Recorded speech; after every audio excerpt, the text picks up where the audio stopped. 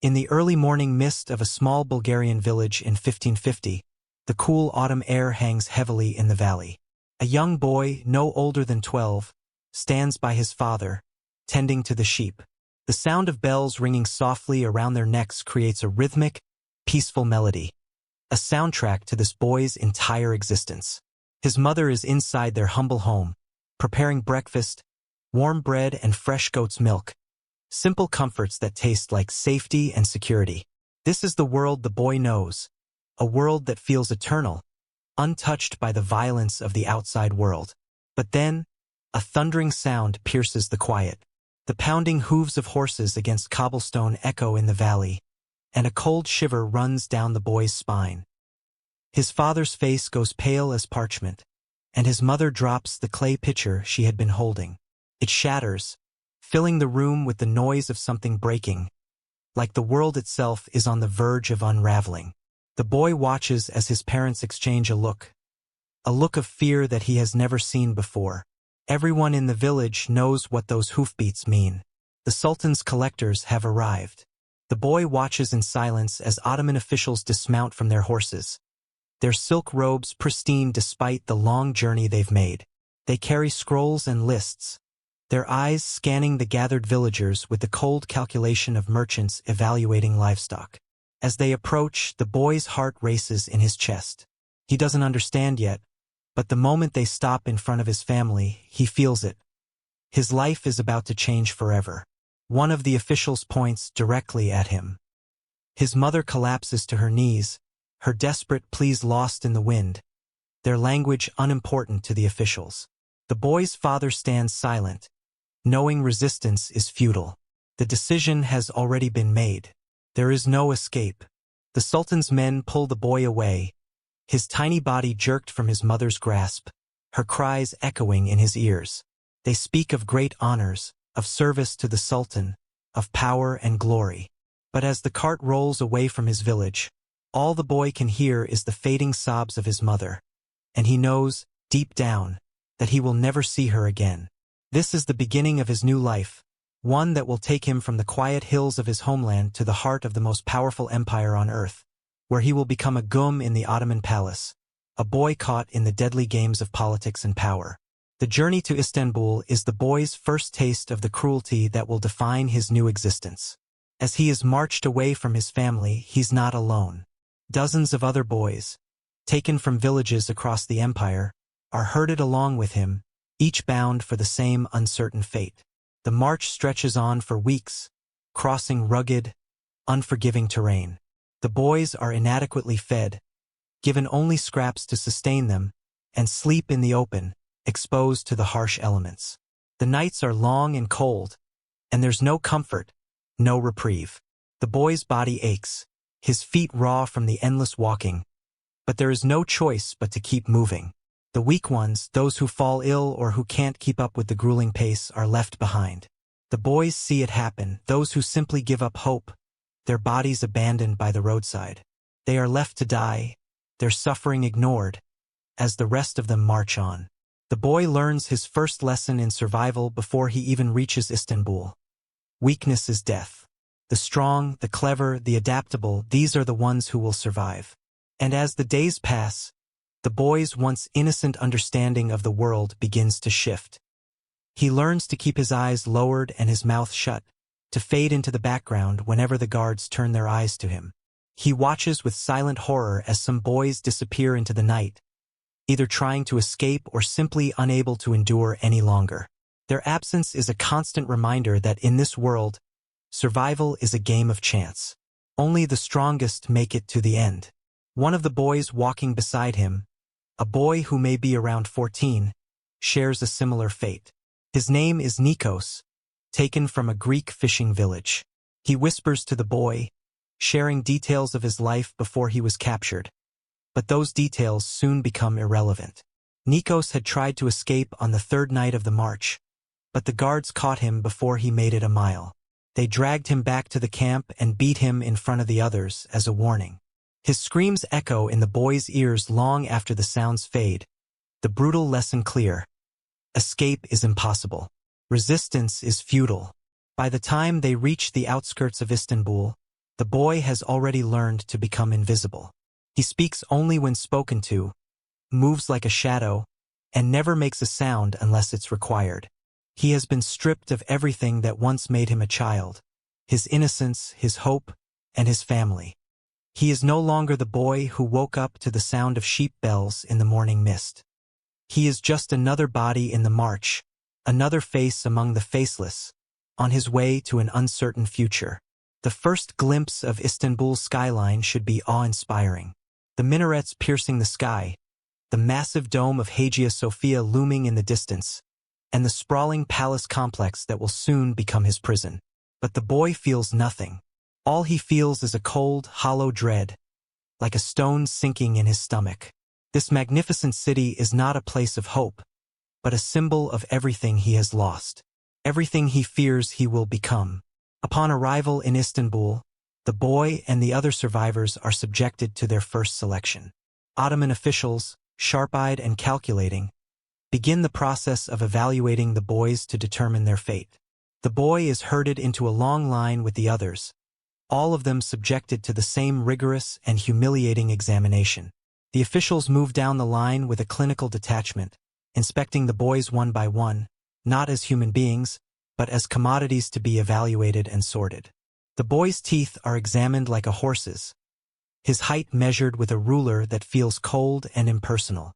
His skin is scrutinized for blemishes, his face examined with the detached eyes of an art appraiser. They look at his body as if determining its worth, considering whether he is fit for service in the palace or destined for another fate. His reflexes are tested, his knowledge of letters and numbers, a feeble attempt at education before the ordeal begins. The boy, barely understanding what is happening, realizes that his value now lies not in his past, but in his potential usefulness to the empire. The most beautiful and the most intelligent are selected for the prestigious palace school, the Enderun, where they will be educated to serve the sultan. The others are sent to become janissaries, the elite military corps of the empire, feared across the world for their strength and loyalty. The boy, with his bright eyes, clear skin, and obvious intelligence, is selected for the Enderun school. At first, he doesn't fully grasp the significance of this. It is an opportunity, after all, a chance to learn, to rise within the empire. But as the Ottoman officials smile at him, he feels something else. A cold, predatory look, the kind that a hunter gives its prey. This is not an honor. It is a calculated decision, one based on his potential to serve the empire. The officials smile at him, not with kindness, but with the knowing smile of those who have selected their prey. They are not interested in nurturing a young boy into a scholar or a servant. They are interested in shaping him into an instrument of imperial power. The boy is taken to the Enderun, housed within the walls of Topkapi Palace. It is a sprawling, ornate building, a maze of marble corridors and hidden chambers that will become his new world. His days are filled with rigorous studies: languages, mathematics, astronomy, literature, and law, subjects that will elevate him intellectually, but also keep him isolated from the world outside the palace walls. But this education comes at a price far higher than academic struggle. The boy's soul will be tested, not just his mind. In the Enderun, he will be surrounded by others like him, boys torn from their homes, their identities erased. Their bodies will be shaped and trained to serve the empire, not as individuals, but as cogs in a machine that values loyalty, obedience, and power above all else. The boy's world will become one of strict rules, where every action, every word, every movement will be watched and judged. His innocence will be stripped away as he becomes a tool for the empire's advancement. But it isn't just the physical training that will break him. It is the psychological manipulation, the constant dehumanization, and the systematic removal of everything that once made him human. He will learn that his value lies not in who he is, but in what he can become for the empire. The boy will be molded into something unrecognizable, a tool of imperial power, but one that will never forget the boy he once was. The Enderun school within Topkapi Palace was not a place of learning in the traditional sense. It was an institution designed to break down boys and rebuild them into something the empire could control. The boy's days are long and filled with harsh discipline, physical and mental challenges that strip away his childhood and replace it with obedience and service. The boy learns that survival depends on his ability to please the officials and older students, for this is the currency by which power is measured in the palace. He studies languages, Arabic, Persian, Turkish, learning them with the sharp, obsessive focus of someone who knows that failure is not an option. He learns mathematics, astronomy, and law, subjects that should open doors to intellectual fulfillment, but instead serve as tools of manipulation. These are not lessons to inspire curiosity, but to train him to serve the imperial court with precision and loyalty. The boy's education is rigorous, designed not just to make him a scholar, but to make him a functionary, a cog in a vast machine. The boy begins to understand the rules of palace life, a complex web of power, fear, and manipulation. The palace is a labyrinth of marble corridors and hidden chambers, where secrets are whispered and loyalties are bought and sold. He becomes acutely aware of the older students who hold power, those who have been in the system longer and who know the unspoken rules. They control the flow of information and resources. They can elevate or crush a boy's future with a single word. Amit, an older student, becomes a shadow that looms over the boy's life. Amit, who has been in the palace system for 3 years, approaches him one evening, his voice carrying both threat and promise. He offers to help the boy, to teach him the ways of palace life. But his help comes with a price. Amit tells him that to survive, the boy will have to show his gratitude in ways that are not just physical but emotional and psychological. He teaches the boy that in this world, nothing is given freely. Protection, advancement, comfort. All these things come at the cost of a boy's dignity, his childhood, and sometimes his soul. The boy is only 12. He has never been touched by a stranger, but something about Amit's manner makes his skin crawl.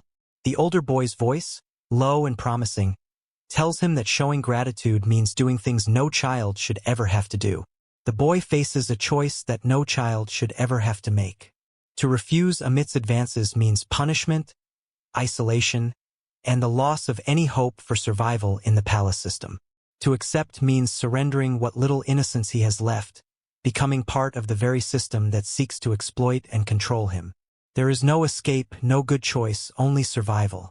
This twisted system of exploitation and abuse becomes the boy's new reality. The palace is not just a school. It is a world of hierarchies where survival is not based on intellect or skill alone, but on the ability to manipulate, to please, and to conform. The boy learns that those who advance in the palace are those who learn to navigate this world of corruption and submission. The more obedient and submissive he is, the more privileges he gains, better food, nicer clothing, and more comfortable living arrangements. But these privileges are fleeting. The moment the boy fails to please his superiors, he will be discarded and replaced by the next young boy who can take his place. As the days pass, the boy witnesses the transformation of others around him.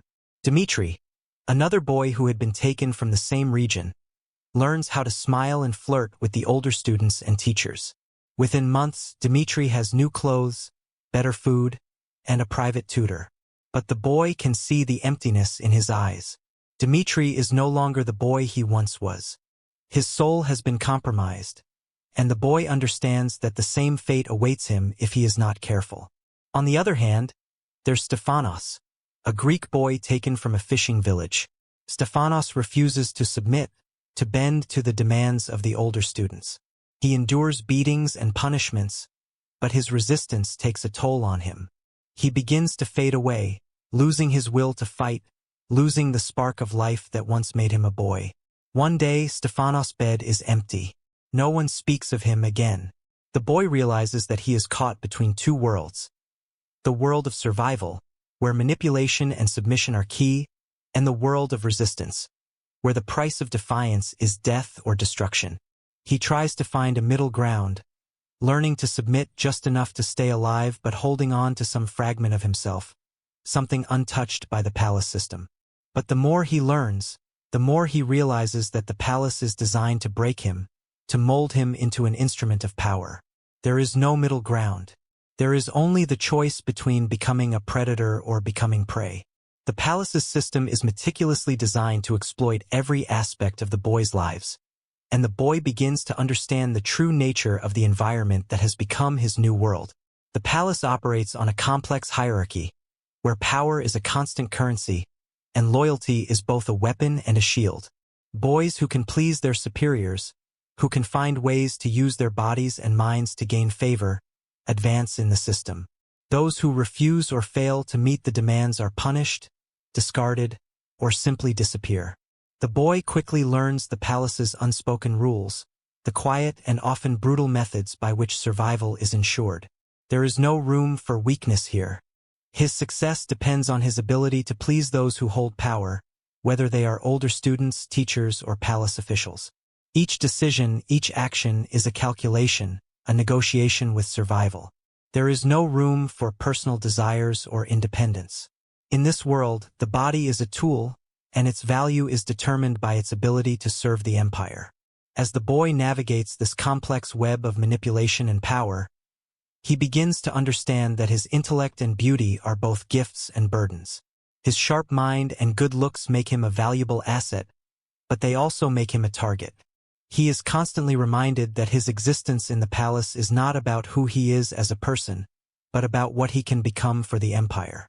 His identity, his humanity is irrelevant.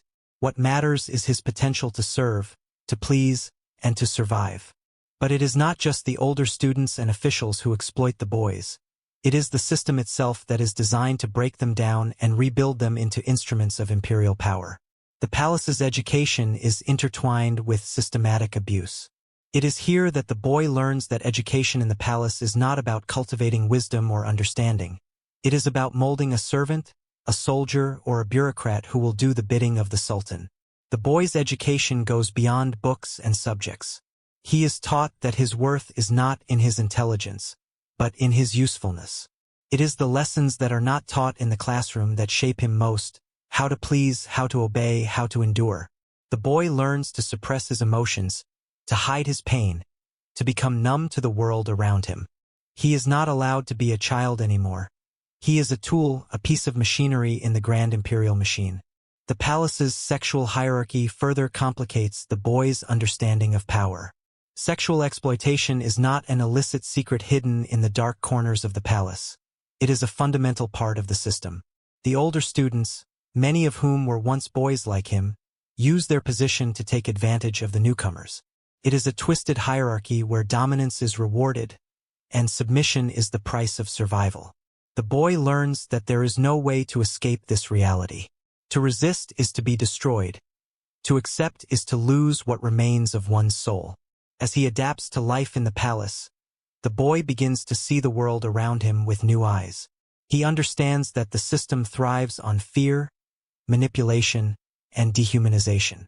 The older students, who once stood in his shoes, now play the role of enforcers, perpetuating the cycle of abuse. They see themselves as superior, not because of their intellect or skills, but because they have learned to exploit the system to their advantage. They hold power because they know how to manipulate the younger boys, to use them for their own gain. The boy's mind begins to bend under the weight of this realization. He watches as the younger boys, like Dmitri, learn to use their bodies to gain favor, to advance in the system. Dmitri becomes skilled in the art of pleasing, but the boy can see the emptiness in his eyes. He has sold his soul for power. The boy sees the boys who have chosen the path of resistance, like Stefanos, and he realizes that their path is just as empty. They may resist the system, but they are broken nonetheless. In the palace, there is no good path, only survival. The boy begins to understand that the system is designed to break him down completely. He can no longer hold onto his innocence, his humanity, or his sense of self. His life is no longer his own.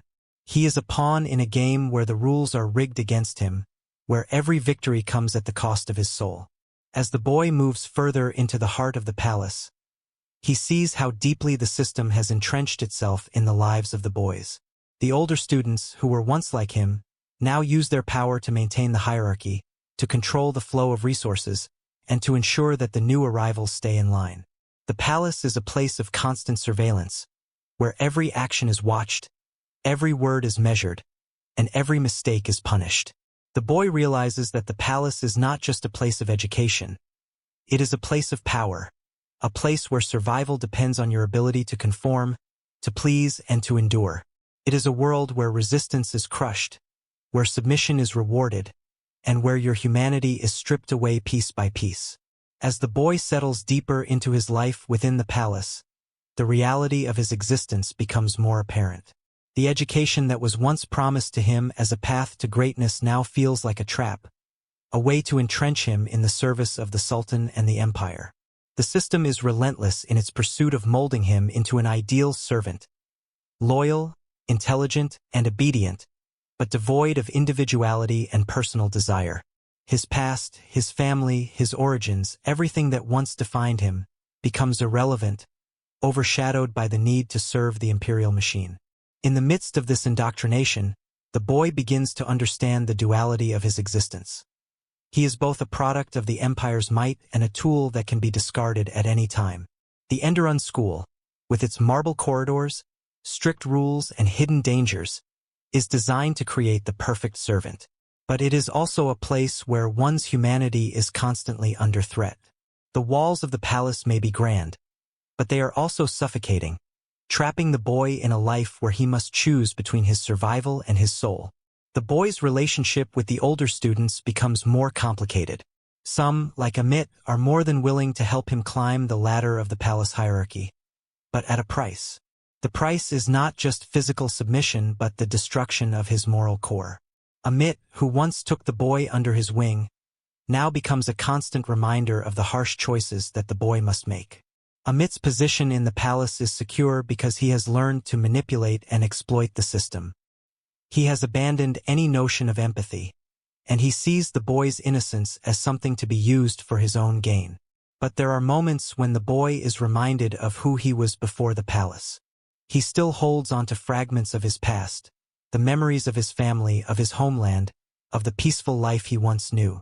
But these memories become increasingly distant, like fading echoes of a life he no longer belongs to.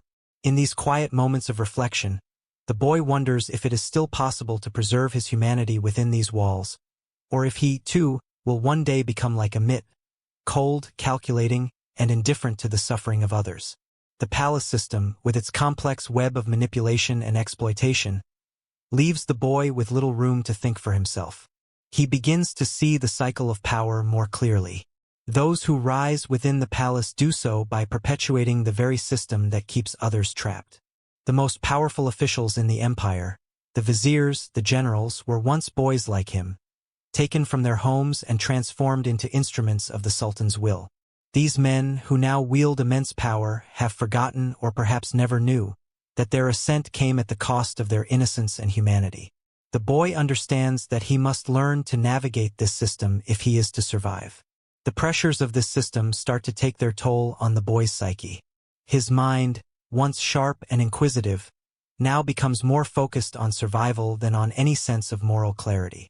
He learns to suppress his emotions, to hide his thoughts, and to wear the mask of the ideal servant. He becomes adept at navigating the complex power dynamics of the palace, understanding that loyalty to the Sultan and his officials is paramount. But with every step he takes deeper into the heart of the empire, he feels the loss of his former self. The boy begins to question whether there is any way out of this system, or if the only way forward is to become what the palace wants him to be, a tool of imperial power, devoid of any personal desires or individual will. The first time he sees the full extent of the empire's control over the boys is during a public display of discipline. A boy who had dared to resist, who had tried to escape or had broken palace rules, is publicly punished. The boy watches as the offender is dragged through the marble halls and humiliated in front of the entire school. It is a lesson in obedience, a reminder that defiance is not tolerated. The punishment is severe, but it is also a form of education. It teaches the boy that resistance is futile, that survival in the palace requires absolute submission. The boy's heart hardens as he watches, knowing that this could be him if he is not careful. The boy becomes more observant of the older students. He watches their actions and learns from their behavior. Some of them have become twisted versions of what they once were: greedy, manipulative, and cruel. Others, like Dmitri, have learned to survive by using their bodies, their beauty, and their charm to win favor with the officials. The boy realizes that the system does not just break him physically. It also distorts his understanding of power and human relationships. He begins to see the older students as both examples of what he could become and warnings of the price he will have to pay for survival. The boy tries to hold on to the last vestiges of his past, but the longer he stays in the palace, the more those memories fade. He begins to see his identity as something that can be molded, shaped by the will of the sultan and his officials. He realizes that the palace is not just a place of learning. It is a place of transformation. It is a place where boys are turned into servants, soldiers, and administrators, all while their humanity is stripped away. As he matures in the palace, the boy comes to understand the full extent of his role in the empire. He is not just a servant. He is a cog in a vast, impersonal machine. The boy begins to see that his survival depends not on his intellect or his beauty, but on his ability to please those who hold power over him. The palace, once a place of awe and wonder, becomes a prison where every action, every word, every look is calculated. He learns that the price of survival is the complete erasure of his former self. As the boy continues his life within the palace, the true cost of power becomes ever more apparent. He is no longer a child who can dream of escape, of freedom, or of returning to his past. The walls of the palace have closed in around him, and the life he once knew has been replaced with a new reality, one in which his body is a tool to be shaped and used for the benefit of the empire. His education, which once promised to give him a path to greatness, has now become a means of control, a way to break him down and rebuild him into the perfect servant of the sultan. The boy's sense of self is gradually stripped away. His name is no longer his own. He is now simply a number, a cog in the imperial machine. His former identity as a Christian child is erased, replaced by the new name he has been given. The conversion ceremony, once a moment of personal agony, is now simply another step in his transformation.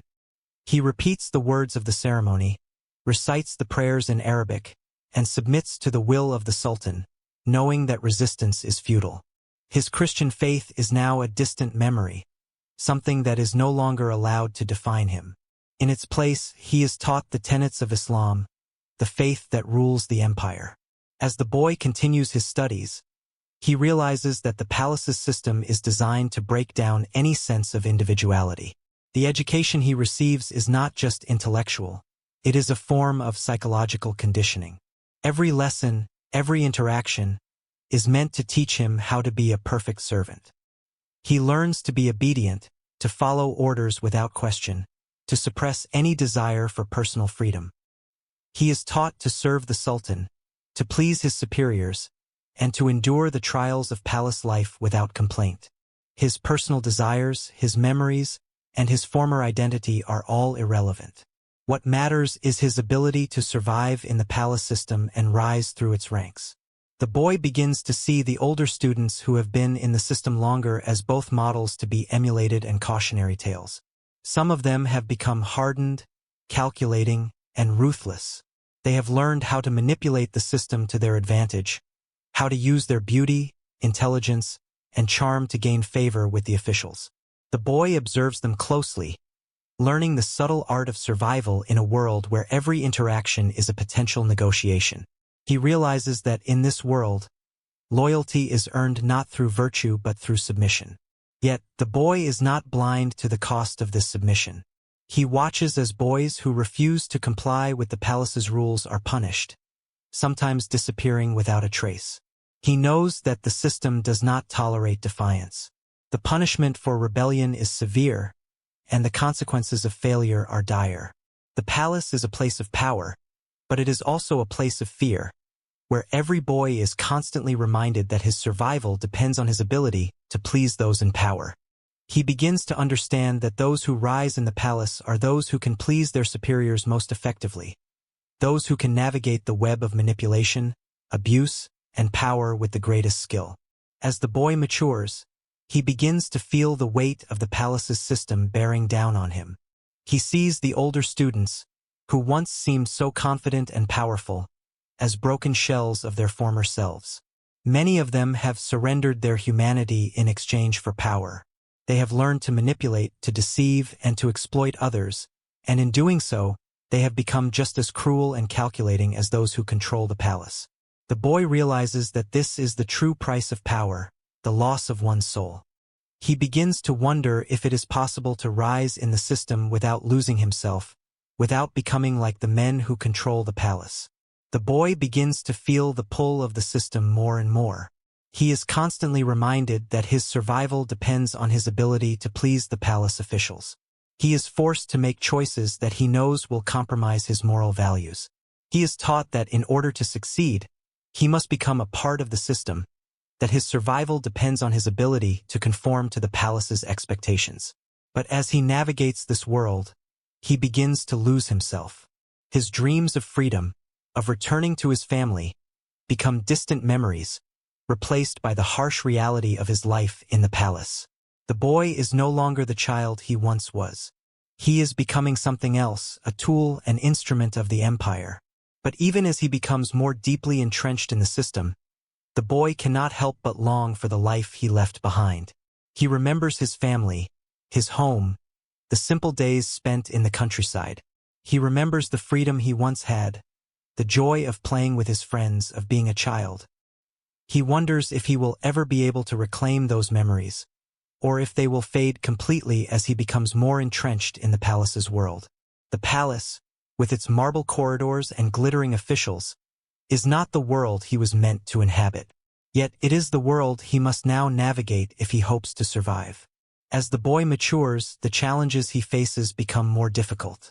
He begins to see that the price of power is not just physical, it is psychological, emotional, and spiritual. To rise in the palace, to become one of the sultan's trusted servants, is to give up everything that makes you human. The boy begins to question whether it is worth it, whether the price of power is too high. He wonders if he can survive the system without losing himself, without becoming a part of the machine that has destroyed so many others. The boy's journey within the palace continues, and with each passing day, the weight of his circumstances grows heavier. He has learned to suppress his emotions, to silence the inner voice that longs for freedom, and to accept the reality of his situation. But as he rises through the ranks of the palace, he begins to encounter the darker truths of the system that he once tried to ignore. The power structures within the palace are not just cruel, they are designed to break down the individual, to strip away the last vestiges of personal autonomy. Every decision, every move, must be calculated to preserve his position. Trust is a rare commodity, and alliances are forged and broken at the whim of those in power. The boy now fully understands that his survival depends not only on his intellect but on his ability to navigate the labyrinth of politics, deceit, and manipulation. His education has given him the tools to succeed, but it has also made him complicit in a system that thrives on exploitation. The older students, now his colleagues and competitors, have become both mentors and enemies. Some of them have grown into ruthless enforcers of the palace's will, using their positions to manipulate the system and secure their own power. They treat the boy with a mixture of patronage and disdain, as one might treat an up-and-coming ally who must be kept in check. The boy's days are filled with lessons in diplomacy, strategy, and the intricacies of court politics. But these lessons are not purely academic, they are also about survival. The boy learns how to manipulate situations to his advantage, how to read the subtle signs of favor or disfavor, how to adapt to the ever-changing moods of his superiors. He watches as some of his peers thrive, gaining positions of power and influence, while others fall, their careers shattered by a single misstep. He learns that in the palace, weakness is a liability, and strength is defined by one's ability to dominate and control. Every moment in the palace is a test, and failure often means destruction. But with each success, the boy feels the erosion of his humanity. The lessons he learned as a child, of kindness, compassion, and family, become distant memories, drowned out by the demands of the palace. The boy learns to suppress his moral compass, to view others not as people but as obstacles or tools to be used in the pursuit of power. He becomes more calculating, more aware of how to please his superiors, how to outmaneuver his rivals, how to secure his place in the palace hierarchy. The boy's rise is not just the story of an ambitious child. It is the story of a soul slowly being corrupted by the very system he is trying to navigate. One of the most painful lessons the boy learns comes during a ritualized test of loyalty, a rite of passage for those who wish to ascend within the palace ranks. It is a moment of reckoning, a moment where he must choose between his integrity and his survival. The test is simple. Show unquestioning loyalty to the palace, demonstrate that you are willing to submit to the will of those in power, or face the consequences. The boy is forced to decide whether to betray his remaining sense of self, to betray everything he once stood for, in order to secure his place within the palace system. He knows that failure means being cast aside, forgotten, or worse, punished. In this moment of crisis, the boy reflects on the life he has lost. He remembers the world outside the palace walls, a world of simplicity and innocence, where his family loved him without condition, where he could be himself without fear of being molded into something else. But those memories are now nothing more than shadows, fading with each passing day. The boy is torn. He has fought to survive in a world that demands everything from him, but at what cost? His identity has been twisted, his values compromised, and his sense of self is crumbling. The boy faces the ultimate question. Is it possible to survive this system without losing everything that made him human? The test is the final step in his transformation from a boy to a man, a transformation that will define his future. The palace, with its marble walls and golden domes, has stripped him of his innocence and replaced it with the cold logic of power. But in this moment, the boy still holds on to a flicker of resistance, a desire to fight back, to find a way to escape the system that has consumed him. Yet, he knows that the path forward is uncertain, and that the only way to survive is to play the game by the palace's rules. In the end, the boy submits. He gives in to the system just as so many others have before him. He does it not out of desire, but out of necessity. He has learned that resistance is futile, that survival means embracing the very system that has broken him. The boy's soul is no longer his own. He has become a cog in the imperial machine, a tool used to further the sultan's will. His humanity has been sacrificed on the altar of power. As time passes, the boy, now a young man, begins to understand the full scope of what he has become. The palace has shaped him in ways that are impossible to undo.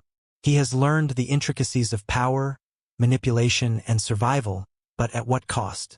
The values that once defined him, his love for his family, his faith, his sense of right and wrong, are no longer his guiding principles. Instead, he is driven by the need to please his superiors, to rise within the palace ranks, to secure his place in a system that has long since ceased to care about his humanity. The young man now holds a position of power within the palace, a testament to his ability to adapt to the system and thrive in its brutal environment. But the weight of his past still lingers. He cannot escape the memories of his childhood, of the family he was torn from, of the man he once was. These memories haunt him, especially in moments of quiet reflection. He knows that he has sacrificed everything to survive, his innocence, his faith, his soul, and he is left with a hollow emptiness that nothing within the palace can fill. The young man's rise within the palace's ranks has been swift, but it has not come without consequences. He has become an enforcer of the very system that once oppressed him, perpetuating the cycle of exploitation and abuse that has defined the palace for generations. He has learned to manipulate others, to use his position to gain favor, and to keep his rivals at bay. But as he gains more power, he begins to see the ugly truth behind his success. He has become like the men who once controlled him, ruthless, calculating, and unfeeling. One of the most painful realizations comes when the young man is assigned to oversee the new generation of boys brought into the palace. He is now the one who must make decisions about their futures, to choose which of them will rise and which will fall. He becomes the very thing he once feared, the predator, rather than the prey. He is forced to carry out the orders of those in power, to oversee the education of the new boys, to ensure that they are molded into the perfect servants of the sultan. He understands the system intimately now, and he knows that his role is not just to teach but to control, to break the boys down and rebuild them in the image of the empire. As he watches the new boys enter the palace, he sees in them the same innocence he once had, the same hopes, the same dreams of a life outside the palace walls. But he also sees the inevitable outcome of their entry into the system. They will be stripped of their identities, forced to submit to the will of the palace, and shaped into tools of imperial power. The young man feels a pang of guilt, but it is quickly silenced by the reality of his position. He knows that to resist would mean his own destruction. The system has already taken everything from him. Now it demands that he continue its work. The young man begins to see the system's impact on the boys under his charge. Some of them, like him, adapt and learn to navigate the complex web of palace politics. They rise through the ranks, using their beauty, their intelligence, and their charm to please those in power. Others, however, fail to adjust. They become broken, hollow shells of their former selves, their spirits crushed under the weight of the system's demands. Some disappear entirely, lost to the brutal realities of palace life. The young man knows that he is responsible for some of these boys' fates, but he cannot afford to dwell on the consequences of his actions. To survive, he must remain focused on the present, on maintaining his position, and on securing his future. As the years pass, the young man becomes more entrenched in the system. He rises through the ranks, gaining more power and influence, but he also becomes more isolated. The palace, once a place of endless possibility, has become a prison, a gilded cage that traps him in its web of manipulation and control. He begins to realize that no matter how high he rises, he will never be free. The system has consumed him, body and soul, and there is no escaping it. He is a product of the palace, molded into something unrecognizable, something he can never return from. In the final years of his service, the young man begins to question whether the price of power was worth it. He has risen to the heights of the palace's hierarchy, but he is no longer the person he once was. His past is a distant memory, and his future is uncertain. He wonders if there is any hope for redemption, for escape, or if he is doomed to live out the rest of his days as a servant to the empire, trapped in a system that values his body and mind but disregards his humanity. He has sacrificed everything to survive, but now he wonders what he has gained in return.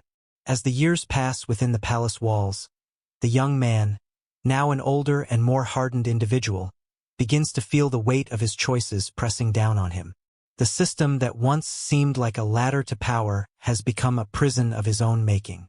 His role in the palace is secure, but his soul feels more distant from his true self than ever. He has witnessed the transformation of countless boys who entered the palace with hopes and dreams, only to lose their identity and innocence to the empire's cruel designs. Now, he is one of them. He has become both a part of the system and an enforcer of it. As he navigates the palace's politics, the young man becomes acutely aware of the contradictions that define his existence. He has gained everything the system promises: power, influence, and wealth, but he has also lost everything that once mattered to him. His relationships with others are shallow, based on manipulation and survival rather than genuine connection. He has learned to suppress his emotions, to keep his desires in check, and to view others as mere stepping stones to further his own ambitions. But deep within him, there remains a flicker of doubt, a whisper of the boy he once was, the boy who longed for freedom and family. One evening, while walking through the palace gardens, the young man encounters a boy, a new arrival to the palace. The boy is young, wide-eyed, and terrified, much like he had been all those years ago. The boy's innocence reminds the young man of his own lost youth, and for the first time in years, he feels a pang of guilt. He remembers the moment when he first entered the palace, full of hope and fear, unaware of the horrors that awaited him. He had been taken from his family, just like this boy. He had been stripped of his identity, just like this boy. The young man knows that the boy's future will be much like his own, a future defined by submission, manipulation, and the slow erosion of the self. This encounter marks a turning point for the young man. For the first time, he begins to question whether there is any hope for redemption within the palace system. He has spent years climbing the ranks, but he realizes that no amount of power or wealth can replace what he has lost. His soul is fractured, and his past has been erased. The boy in the garden represents the life he could have had, the life he once dreamed of, before he was consumed by the empire. The young man begins to consider the possibility of escaping the palace, of leaving behind the life he has built within its walls. But the idea seems impossible. The palace is a fortress, and anyone who tries to escape is quickly caught and punished. The system is too powerful, too ingrained, to allow for any real resistance. Yet, the young man cannot shake the feeling that there must be another way out, another way to reclaim his lost humanity. As he contemplates his options, he realizes that there are no easy answers. The palace has shaped him in ways that cannot be undone. He has become a part of the system, just as much as the palace itself. But the young man refuses to believe that redemption is impossible. He begins to seek out the older boys, the ones who have survived the system, and he listens to their stories. Some of them, like him, have risen to positions of power within the palace, but they are just as empty as he feels. Others have become broken, their spirits crushed by years of abuse and manipulation.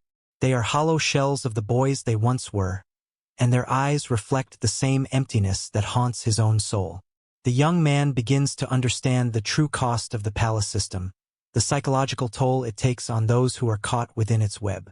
It is not just a system of physical exploitation. It is a system that destroys the very essence of who a person is. It strips away their identity, their values, and their sense of self. It turns them into instruments of power, tools to be used and discarded at will.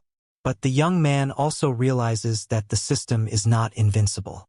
The boys who have survived, the ones who have learned to adapt, have found ways to resist, however small. Some have learned to navigate the palace's politics with grace, securing their position without sacrificing their humanity. Others have found ways to subvert the system, using their power to protect the weaker boys and undermine those who would exploit them. The young man begins to see that survival does not always mean submission. It is possible to fight back, to preserve some semblance of dignity, even within the walls of the palace. As he grapples with this realization, the young man begins to take small steps toward his own redemption. He starts by helping the new boys, offering them the same protection that he wishes he had received all those years ago.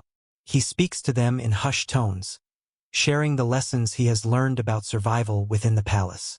He teaches them how to navigate the complex hierarchy, how to protect themselves from the predators who lurk within the walls. But his actions do not go unnoticed.